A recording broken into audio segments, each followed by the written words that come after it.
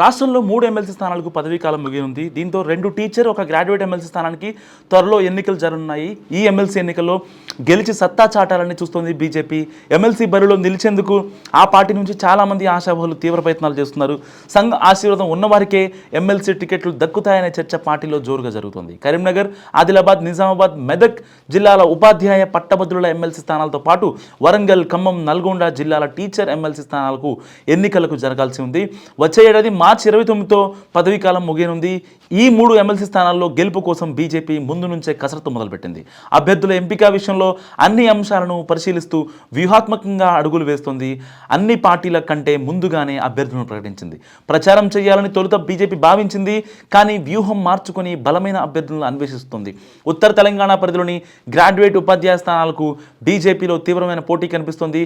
పట్టభద్రుల టికెట్ కోసం ఉమ్మడి మెదక్ జిల్లాకు చెందిన గోదావరి అంజిరెడ్డి, మంచిర్యాల జిల్లా పార్టీ అధ్యక్షులు ఎర్రబెల్లి రఘునాథరావులు, మాజీ ఎమ్మెల్యే గుజ్జల రామకృష్ణారెడ్డి, గత ఎన్నికల్లో గ్రాడ్యుయేట్ స్థానం నుంచి పోటీ చేసిన సుగుణాకర్ రావు గట్టిగా క్రాంతి ప్రయత్నిస్తున్నారు. వీరితో పాటు మరికొందరు ప్రముఖులు కేంద్ర నాయకులతో టచ్లో ఉన్నారనే టాక్ లోకల్గా బలంగా వినిపిస్తుంది. అయితే మంచిర్యాల జిల్లా అధ్యక్షులు రఘునాథ్ కూడా బలంగా టికెట్ వేటలో ఉన్నాడు. ఆర్థికంగా బలమైన నేపథ్యం, ఎమ్మెల్యేగా పోటీ చేసిన మంచి ఓట్లు సాధించడం కలిసి వచ్చే అంశాలు కాగా పెద్దపల్లి పార్లమెంట్ పరిధిలో ఏ అసెంబ్లీ కూడా బీజేపీకి సంస్థాగతంగా అసలే బలం లేకపోవడం, అక్కడ కాంగ్రెస్కి బలం ఉండటం, మరోవైపు ఆయనకి పార్లమెంట్ పరిధిలోని కార్యకర్తల నాయకులతో సఖ్యత లేకపోవడం, వారందరూ బహిరంగంగానే ఆయన నాయకత్వాన్ని వ్యతిరేకిస్తుండడం ఆయనకి ప్రతికూల అంశంగా చెప్పొచ్చు. గట్టిగా క్రాంతి కుమార్ కూడా ఇప్పటికే తన ఆశాభావాన్ని పార్టీ పెద్దల ముందు ఉంచినట్టు సమాచారం.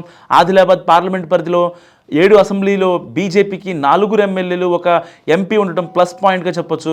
అలాగే మరో 2 అసెంబ్లీ సెగ్మెంట్లో బీజేపీకి అతి తక్కువ ఓట్లతో ఓడిపోవడం చాలా బాధాకరం అని చెప్పొచ్చు.